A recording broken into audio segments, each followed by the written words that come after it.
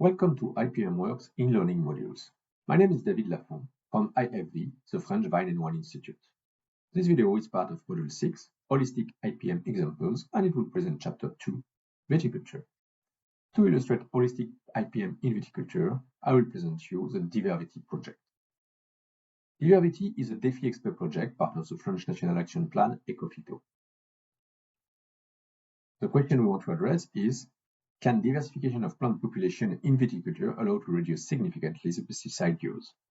We have three experimental facilities, one in Piolenc in the Côtes-du-Rhône, one in Amboise in Touraine, and the last one in Montreuil-Bellay next to Saumur.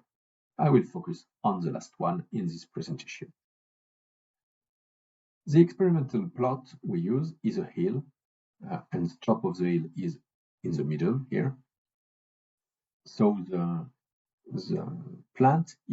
vine is planted on following the slopes in three different orientations. The grape variety is Chenin Blanc, a local high-quality grape variety, and the rootstock is 1103 Paulsen, which is rootstock that confers a lot of vigor and which is already resistant to drought.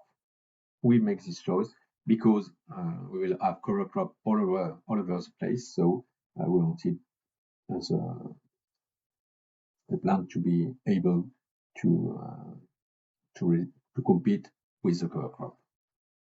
So for plantation, we use high stem plants to allow to plant deeper, so that we have a deeper root implantation, and we also think that this will give us more stocks in the plant for the first year. The pruning system is semi-minimal edge pruning, and I will say a word about that later. And we have low density, 2 meter by 2 meter, to limit the concurrence between the vines. Here again, to help the vines to cope with the concurrence of the cover crop. Speaking of cover crop, we have implemented cover crops everywhere, but we define three different parts in the vines. 100 row out of 2 is where the tractor will go. So we implemented plants that are resistant to compaction, and they more have an agronomic function here. In the second row, it's meant more for biodiversity. So we have a very higher diversity of plants to have flowers all around the years, for instance, that will help for all the biocontrol agents to live here. And under the row, we implemented low concurrence plants. We did these plantations at the beginning of the experimentation, but then we let things go naturally to avoid perturbation for biodiversity. In the middle of the plot, on the top of the hill, we have truffle oaks that are here to have a perennial spot of biodiversity in the middle. For oaks are in particular susceptible to powdery mildew, which is a different powdery mildew from grapevine, and that will help us, as you will see later. So they are also interesting for birds and bats to live here. We also implemented 3 rows between the vine blocks, and we implemented also new hedges where they were lacking to have a continuity of hedge all around the plot. What are the reasons for this design? First one is enhancing biocontrol agent circulation in the plot. We have perennial spots of biodiversity, the oaks in the middle, the hedges all around. Then the 3 rows will allow for this biodiversity to penetrate within the plot and then to spread in the vine blocks from here. The biocontrol agent will help us against berry mosses, leafhoppers, for instance, but also against powdery mildew. Second thing, we want to diversify production. It could be interesting to have a more resilient system. We, of course, have grapevine, truffles, as I mentioned.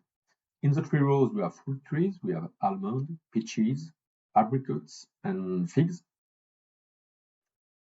And there are also spaces between the trees and the vines. There are 5 meters here, where we can imagine growing other crops in the future, like vegetables or aromatic plants.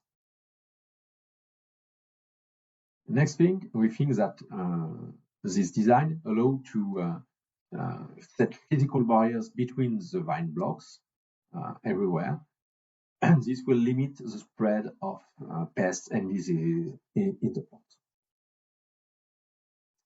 And last thing, we wanted to keep it mechanizable so that we can still use our tractors and all the tools that we usually use in the experimental vineyard. So, how holistic is that? I will illustrate this through an example, the case of powdery mildew. There are several things in this design that will help us to limit the pressure of powdery mildew. And the first one is the pruning system. The semi-minimal pruned edge is a mechanical pruning system where you keep the perennial part of the plant within the plane of the row. This allows to have a lot of buds left after pruning, which is interesting because lots of buds means lots of shoots starting in spring, and so a quick use of the vigor potential of the vine, and so a quicker growth stop, which means that after a while you won't have any new young leaves produced, and young leaves are the most susceptible organs of the vine. So if you stop producing them, you will have an ontologic resistance of the leaves to powdery mildew that will occur, and this will really limit the susceptibility of the grape. Regarding the bunches, you will have a lot of small bunches all around the canopy and not packed in the middle of the canopy where it's wet and very nice for fungus to grow. Second thing, once we have our training system, I mentioned before that we will use some biocontrol agents.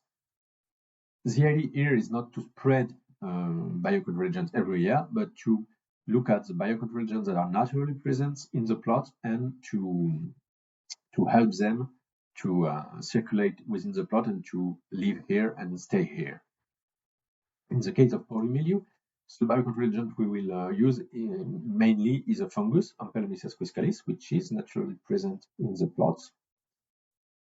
In the perennial parts, you have, for instance, the oak trees where it can stay. And from here, it will spread on the cover crop, where you also have plants susceptible to powdery mildew, which are different powdery mildew than the one from the vine, but Ampelomyces can grow on every species of powdery mildew. And then from here, go into the grapevine when powdery mildew comes into the vine. Next thing, if powdery mildew nevertheless grows in the grape, we can use some biocontrol products. They are usually less efficient than standard products, but in this case, with what I mentioned before, they should be efficient enough to maintain powdery mildew in the vine. And last thing, as we don't want to treat the cover crops when we are treating the grape, we will use a confined sprayer to spray to avoid the spread of treatment product on the cover crops. So as you see here, the idea is to think of all the interaction between the different practices we can have on a plot to address a particular issue. And of course, every one of these techniques is also interesting for other things than only polymedio. For instance, the minimal prune edge can be also interesting against downy mildew and botrytis. Cover crop also have roles for arthropods auxiliaries, so insects, spiders, and so on.